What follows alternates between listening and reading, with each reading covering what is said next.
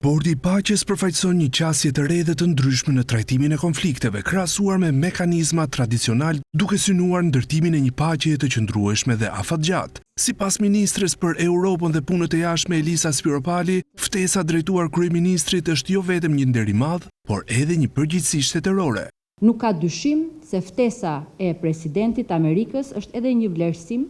i drejt për leadershipin e kryeministrit Rama, i cili është ftuar personalisht si antar i Bordit të Paqes. E pyetur për detyrimet që burojnë nga antarësimi në këtë mekanizëm, Spiropali tha: Jo, nuk ka detyrime financiare, është një ftesë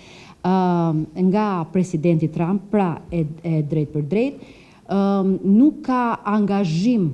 tjetër përveç se angazhimit të shpallur botërisht dhe që ne sot e deklarojmë për marrjen pjesë në këtë bord. Ministria reagoi gjithashtu edhe ndaj raportimeve mediatike sipas të cilave Shqipëria ndodhi në të ashtu quajturën listë të zezë të SBA-s, duke i cilësuar ato si spekulime dhe dashakeqe. E kanë marrë përgjigjen as më shumë dhe as më pak, po direkt nga presidenti Trump, i cili ka nënshkruar në letrën e tij se Shqipëria është një partner i mrekullueshëm dhe Edi Rama është një udhëheqës i respektuar botërisht. Spiropali theksoi se Bordi i Paqes është një organizëm sui generis i cili nuk i kundërvihet Kombeve të Bashkuara, por përkundrazi buron nga një rezolutë e Këshillit të Sigurimit të OKB-s.